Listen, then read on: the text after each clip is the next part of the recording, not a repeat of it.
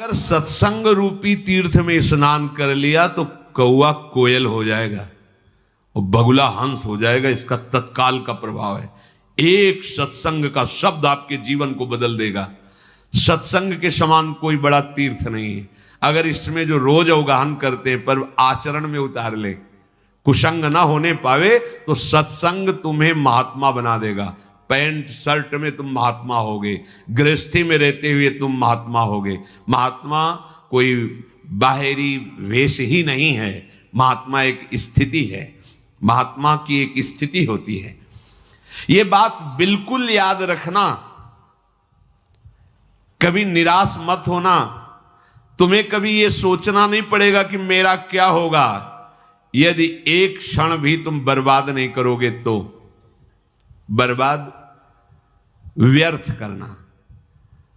तो यहां अगर भगवत भजन नहीं हो रहा तो सब व्यर्थ जा रहा है। आप देखो यहां सत्य कुछ नहीं, मान लीजिए कुछ सत्य नहीं, दिखाई सब कुछ दे रहा है, कुछ नहीं। ये जादू है, माया का जादू। वो अभी नेत्र सही नहीं, इसलिए आपको ये बात मजाक सी लगेगी। यहां दिखाई सब कुछ दे रहा है, लेकिन जो है वो नहीं दिखाई दे रहा, जो नहीं है वो दिखाई दे रहा है। इसी का नाम माया है। देखो कहां गए अम्मा, कहां गए बप्पा, कहां गए परिवार, खोजो तो नहीं मिलेगा। जो कल विषय था वो कहां गया, जो कल दृश्य था वो कहां गया। वो सब एक स्मृति के गर्त में जमा होता चला जा रहा है। और जब हम सत्य स्मृति करना चाहते हैं तो वही सब हमारे सामने फैल रहा है, वही हमारे सामने सब चला रहा है। असत्य की इतनी जोर की सत्ता की स्मृति बैठ गई कि कुछ नहीं, आंख मूंदो तो पुरानी सब स्मृतियों का रजिस्टर भरा है। इन्हीं को डिलीट करना भगवत प्राप्ति कहते हैं। पूरा स्मरण संसार का खत्म, भगवत स्मरण से भर गया हृदय, उसी को कहते जीवन मुक्त महापुरुष। तो मेरी बात मान लो, एक क्षण भी भजन से बिलग न जाने पावे। सेवक जी महाराज भी कह रहे हैं कि कबहू काल वृथा नहीं जाए। एक क्षण भी तुम्हारा व्यर्थ नहीं जाना चाहिए। व्यर्थ क्या है? अगर भजन छूटा, नाम छूटा, भगवत आश्रय स्मृति, वो व्यर्थ जीवन है। चाहे जितना आप कमा लो, कुछ नहीं। ये ऐसी बाढ़ सी आती है, घटती देखे जाते हैं।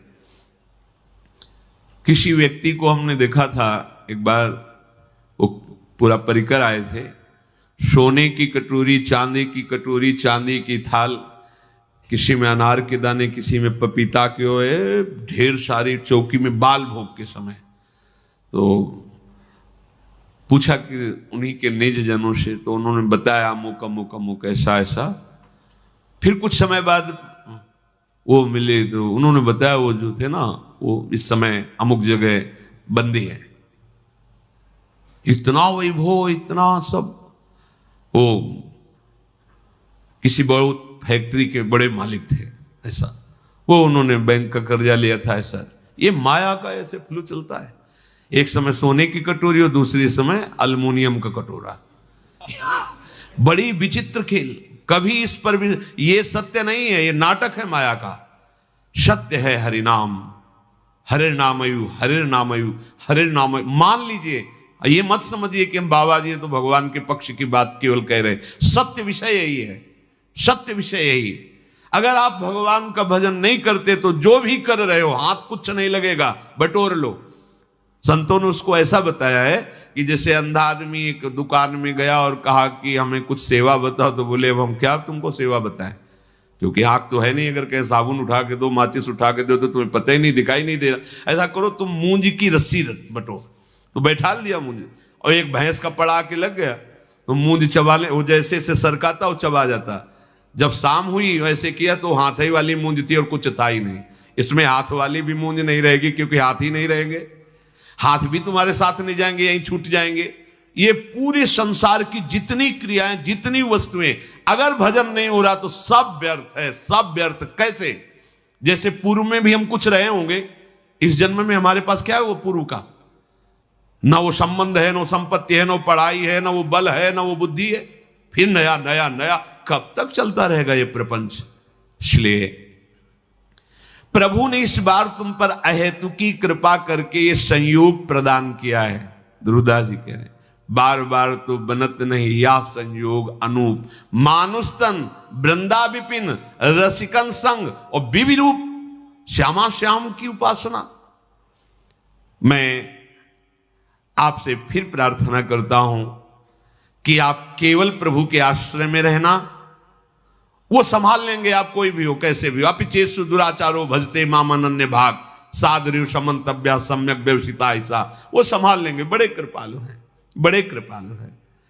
देखो, कोई भी प्रकृति के द्वारा रची हुई वस्तु अपना स्वभाव नहीं छोड़ती। स्वभाव है अपना अपना, सबका स्वभाव, प्रकृति की हर वस्तु का एक स्वभाव है और वो अपने स्वभाव का प्रभाव दिखा के ही रहती है। पारस का एक स्वभाव है कि छू जाए लोहा तो सोना बना देती है। अब वो पारस बहुत बड़े संयमी नियमी के घर का लोहा है या बहुत बुरे आचरण करने वाले के घर का लोहा है, और अगर वो छू गई तो सोना बना देगी। ऐसे ही भगवान का नाम का एक स्वभाव है और उसका प्रभाव है। तुम कैसे हो इससे कोई मतलब नहीं है नाम को, जैसे पारस को कोई मतलब नहीं। सिर्फ लोहा, किसके घर का लोहा है, किस प्रयोग में आता था, इससे कोई मतलब नहीं। छुआ, स्वर्ण बना दिया। ऐसे ही नाम, तुम कौन हो, किसके घर के हो, कैसे आचरण वाले हो, कोई मतलब उसको नहीं। शुरू कर दो नाम जपना, वो आपको संभाल लेगा। पारस तो सोना बना देती है, लेकिन ये नाम नामी को अधीन करा देता है। सर्वलोक महेश्वर भगवान उसके अधीन हो जाते। सुमिर पवन सुत पावन नामू, अपने बस करी राखे रामू। और भगवान तो आपको प्यार कर ही रहे, क्योंकि भगवान कभी असत्य नहीं बोलते। भगवान कहते हैं सुहृदम सर्वभूतानाम, मैं समस्त भूतों का सुहृद हूं, बहुत प्यार करता हूं। तो हम भी तो है ना। तो यदि हम भजन करके प्रभु को अपना जीवन समर्पित कर दे तो हमारी जितनी मांगे हो सब अपने आप पूर्ण हो जाएंगी। केवल भजन करने वालों को ही अनुभव होता है कि भगवान हमें प्यार करते हैं। प्यार सबको करते हैं, सब मम प्रिय सब मम उपजाए।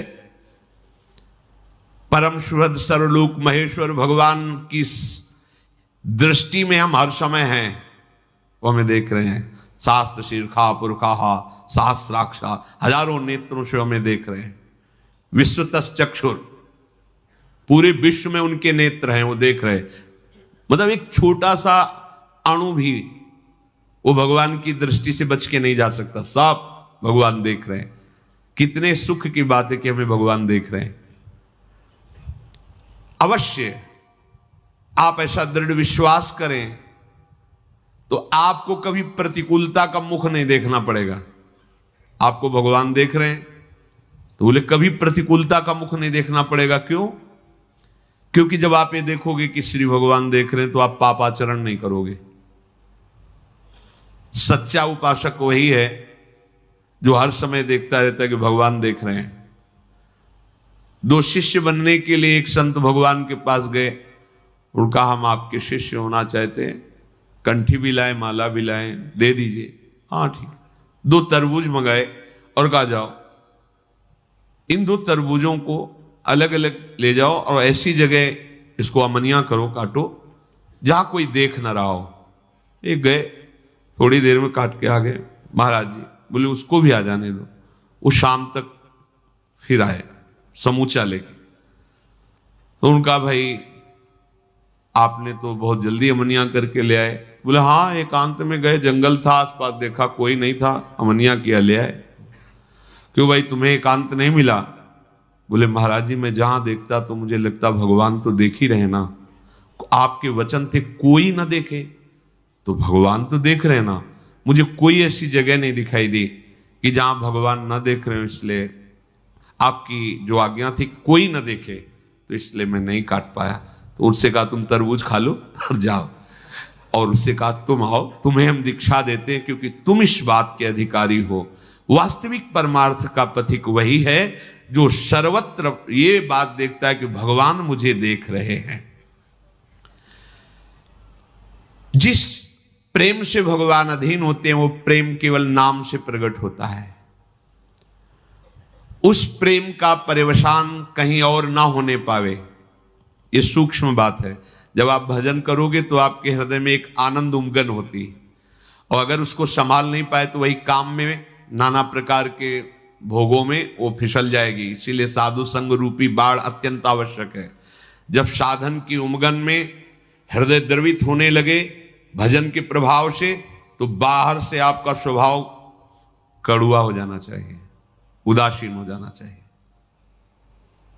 गंभीर शांत। दूसरे को लगे कि हर समय जलता रहता है क्या, कैसे देखता है, ऐसा लगना चाहिए। गंभीर शांत, कोई बात जी, हिम्मत न पड़े किसी की आपसे परिचय बनाने की, ऐसा स्वभाव बनाना चाहिए। ये हम एकांतिक बात अंदर की कहते हैं। जब आपका भजन बढ़ने लगे, आपके हृदय में अनुभव होने लगे कि विकार शांत हो रहे हैं, आनंद का अनुभव, भजन निरंतर चलने का प्रवाह आने लगा है, कुछ दिव्यता आने लगी, उतने ही आपको बाहर से उदासीन हो जाना चाहिए। बिल्कुल व्यवहार में ऐसा साबित नहीं करना चाहिए कि आप बहुत सरल आदमी हैं, आप बहुत ऐसे, बिल्कुल नहीं।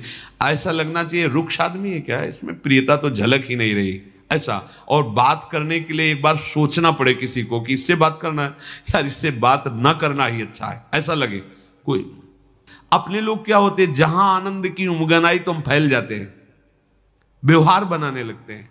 आई हुई भोग सामग्रियों की भजन तो चल ही रहा है, इसको भी बस वो भजन को छीन करने लगता है। कहीं ना कहीं वो द्रवित हृदय, जैसे मोम होती है ना, द्रवित हो जाए, कोई भी छाप लगा दो, ऐसे ही भजनानंदी को बहुत सावधान रहना चाहिए। हृदय द्रवित हो गया, उसमें जो छाप लगेगी बहुत मिटाना मुश्किल पड़ेगा। इसीलिए हर समय साधु समागम की बाढ़ की बात कही गई। जब तक सिद्धावस्था ना आ जाए तब तक व्यवहार को स्वीकार नहीं करना चाहिए। उपदेश देना, व्यवहार बनाना, शिष्य बना, ये तब तक नहीं करना चाहिए जब तक आप करने लायक हो। जब आप करने लायक ना होना तो जिनको मन है वो करवा लेंगे। आप करने लायक हो तो मत करना, फंस जाओगे। ये छोटा मोटा फंसाव नहीं है, ये तो केवल हरि ही निर्वाह कर सकते हैं। ये जो व्यवहार है, हाँ, ये अजगर है, अजगर। ये लील जाएगा, चिन्ह भी नहीं रखेगा, चिन्ह भी पक्का समझ, बात समझ में कम आएगी। ये व्यवहार, ये अजगर है, एक सांस में लील जाएगा, ना पता चलेगा तुम्हारा ना तुम्हारी भक्ति का। इसे भगवान का स्वरूप मान करके जब तक अनुभव न हो जाए तब तक वाणी नहीं खोलनी चाहिए। सच्ची बात है, भगवत प्राप्ति के लिए जब तक तत्व का बोध ना हो जाए तब तक उपदेश नहीं करना चाहिए। हाँ, आपस में 2 साधक 4 साधक बैठकर बोधयंता परस्परम कथयन्ति च माम नित्यम तुष्यन्ति च रमन्ति च, अगर सब में प्रभु का साक्षात्कार करने की दृष्टि नहीं आई और ऐसा कुछ व्यवहार स्वीकार कर लिया तो उपासक फिर गिर जाएगा। एक बार भाई जी महाराज से किसी पहुंचे हुए जो समाज प्रिय थे वो गए हुए थे, तो भाई जी से, महापुरुष दर्पण होते हैं, दर्पण जैसे हम सामने शीशा के जाएं तो हमें अपना रूप दिखाई देगा, ऐसे ही जब हम बड़े महापुरुषों के सामने जाते हैं तो अपनी स्थिति नजर आती है कि यार क्या हमारा जीवन है, अपने आप आएगा नजर। महापुरुषों का प्रभाव होता है। तो उन्होंने भाई जी से कहा कि ऐसा ऐसा हजारों लोग, ऐसा अब हमको तो ऐसा अमुक अमुक स्थानों में जाना होता है, ऐसा करना होता है। तो भाई जी ने कहा कि आप अपने हृदय की बात देखिए, क्या आप ऐसी स्थिति को प्राप्त हैं? तो रो पड़े।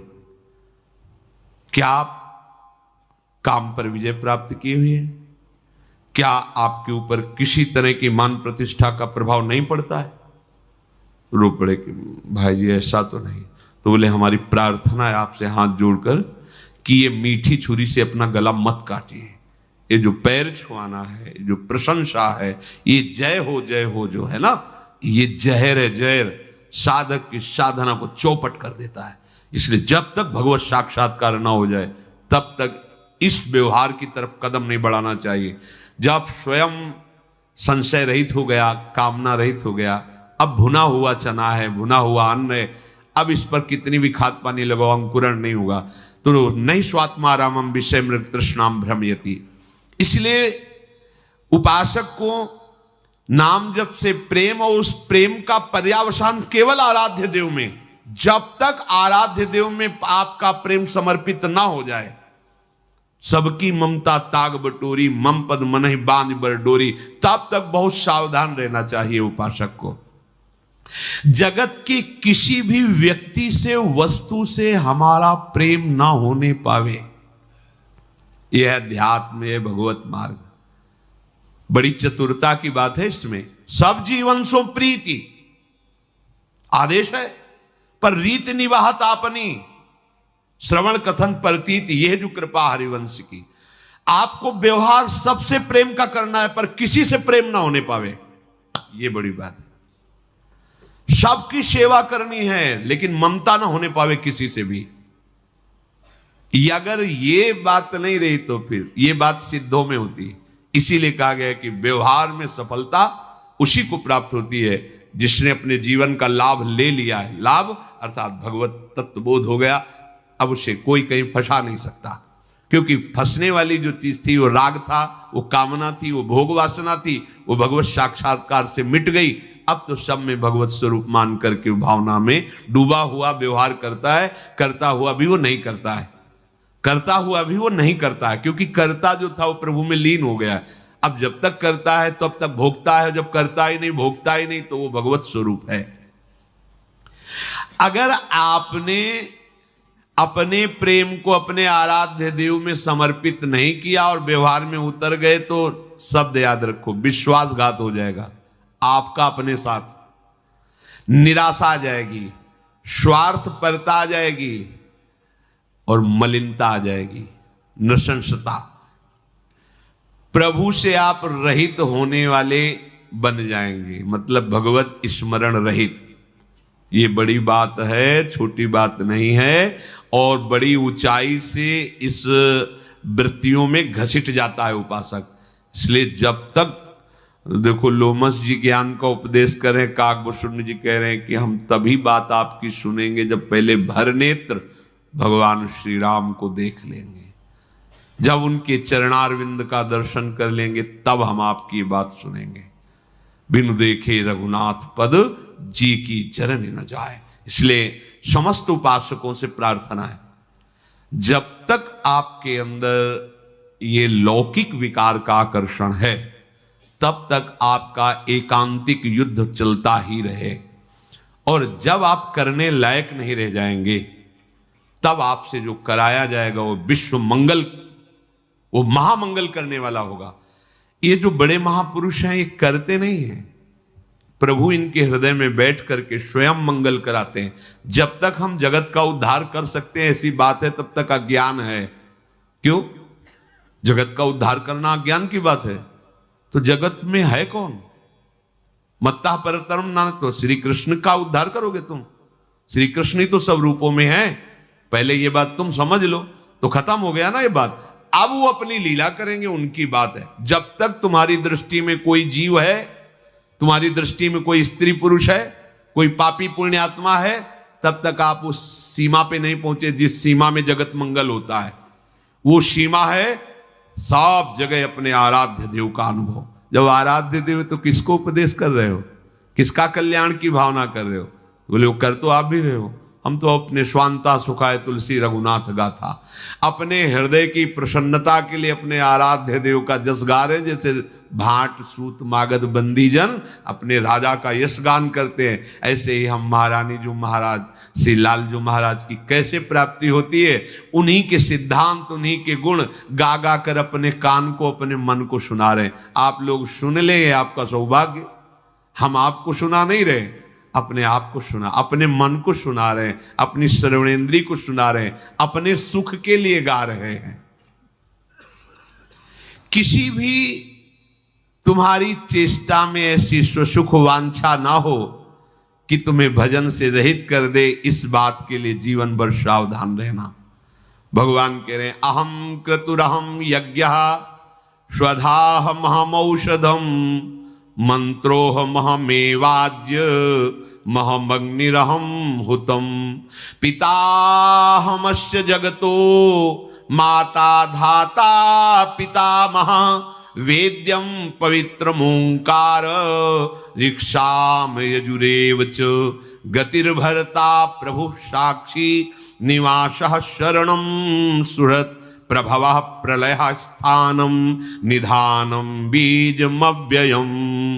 हे अर्जुन, मैं क्रतु हूं, मैं यज्ञ हूं, मैं श्वधा हूं, मैं ही औषधि हूं। जितनी औषधियों में रोग निवारण की सामर्थ्य वो भगवान से ही है, और सब औषधियों में जितनी रोग निवारण सामर्थ्य है वो नाम की 16वीं कला के बराबर भी नहीं।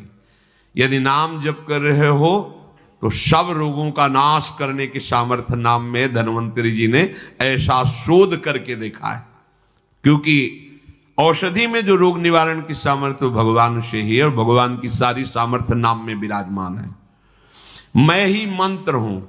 ये जो गुरु मंत्र मिलता है साक्षात भगवान मिलते हैं मंत्र रूप में। खूब चिंतन करो तो अनुभव में आ जाएगा। मैं ही घृत हूं, मैं ही अग्नि हूं, मैं ही हवन रूपी क्रिया हूं, और जानने योग्य पवित्र ओमकार ये मैं ही हूं। ऋग्वेद, सामवेद, यजुर्वेद ये मैं ही हूं।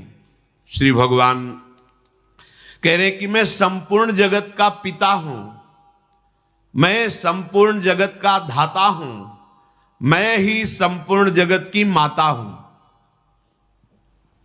मैं ही संपूर्ण जगत का पितामह हूं, संपूर्ण जगत की गति मैं हूं, भर्ता मैं हूं, संपूर्ण जगत का प्रभु मैं हूं, संपूर्ण जगत का साक्षी मैं हूं, संपूर्ण जगत का निवास स्थान मैं हूं, संपूर्ण जगत का आश्रय मैं हूं, सबका सुहृद हूं, उत्पत्ति प्रलय स्थान निधान अविनाशी बीज मैं ही हूं।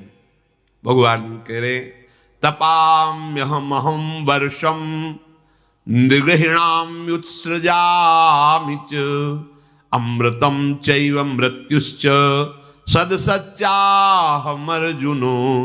हे अर्जुन, संसार के हित के लिए मैं ही सूर्य रूप से प्रकाश करता हूं, मैं ही सूर्य रूप से जल को ग्रहण करता हूं और फिर उस जल को वर्षा देता हूं। मैं ही वर्षा रूप हूं। और क्या कहूं, परम अमृत मैं हूं और मृत्यु भी मैं हूं। लो भगवान कह रहे मृत्यु मैं हूं, अमृत मैं हूं। अब काहे को भय कर रहे हो, अपना प्यारा ही तो। अब जैसे नाटक चल रहा हो और बहुत सुंदर व्यक्ति कोई उसमें ताड़का बन के आ रहे तो डर थोड़ी लगेगा, कोई भय थोड़ी लगे, क्योंकि पहले से परिचय है। तो ऐसे ही महान विकराल भयानक रूप मृत्यु का लेके आ रहे। कौन आ रहे? अपने कोटि मनमथारी श्री कृष्ण आ रहे हैं मृत्यु रूप से। आओ प्यारे, आपका आलिंगन है। पर ये वही कर सकता है जो भजन कर रहा है, नहीं तो मृत्यु एक ऐसा शब्द है कि अच्छे अच्छे के होश उड़ा देते हैं। अच्छे अच्छे मृत्यु शब्द चेहरा उतर जाएगा। जे भी डॉक्टर बोलता है ना कि अब तो कोई उपाय बताओ, पूरी खेती बेच देंगे, सब जेवर बेच, कैसे भी बचा लो आप, नहीं कोई। अब वो जो दशा होती जब मरने की बात सुनो तब फिर बात, मतलब उस समय वही जानता है जिसकी छाती में मृत्यु शब्द भगवान का इतना भयावह नाम है कि सुनते ही सब कांप जाते हैं, लेकिन भक्त जन नहीं। ये अपने राधा टीला के पीछे जो महंत जी थे वो रामकृष्ण मिशन में गए, उनको खून की उल्टी होती थी। उन्होंने कहा एक केस तो बहुत आगे बढ़ गया है और हमारे बस का नहीं, अब आपको मथुरा आगरा दिल्ली यहाँ दिखाना चाहिए। तो उनका भाई वृंदावन से तुम बाहर जाते नहीं। वो बोले अब हमारे बस का रह नहीं गया क्योंकि खून की उल्टी होती। हाँ बोले चलो कोई बात नहीं। राधा टीला के महंत आए, रात व्यतीत की, सुबह का ऐसा है कि श्री जी का उत्थापन को जल्दी से राजभोग श्रृंगार सब पूरा सब हुआ। आओ बैठो सब। कुंज विहारी श्री हरिदास, कुंज विहारी श्री हरिदास। बोले जब तक ये शरीर न छूट जाए शुरू करो। शुरू। शाम हुई, निष्ठा भाव। मृत्यु से भय संसार के आसक्त चित्त को होता है। भगवदा से हमें श्री जी के पास जाना, शुरू करो कुंज बिहारी श्री हरिदास। श्री जी का भोग लगा, सब प्रसाद पाए, सब आराम से, जैसे जाया नहीं जाता, वो ये खा पी लो, सब हाथ मिलाओ, अब हम जा रहे हैं अपने। ऐसे पूज्य भाई जी महाराज कल हम जाएंगे, अपार भीड़ के बीच में भाई जी महाराज सबके हाथ जोड़ के कि अगर कभी मन वचन कर्म से भी आपको दुख पहुंचाओ तो सब क्षमा करो, हम अपनी लाडली के पास जाए। ऐसे गए, ऐसे जैसे कोई आदमी कहीं जा रहा हो, ट्रांसफर हो रहा हो तो सब उसके स्वागत के लिए। मृत्यु सबके लिए भयावह है, भक्तों के लिए नहीं। मरने से सब जग डरा मेरो मन आनंद। क्यों? मन में आनंद है इसलिए मेरो मन आनंद। अब मन में संसार है तो आनंद थोड़ी आएगा, संसार छूट रहा है तो भय आ जाएगा। मैं मृत्यु हूं, मैं ही सत हूं, और बात आखिरी मैं ही असत हूं।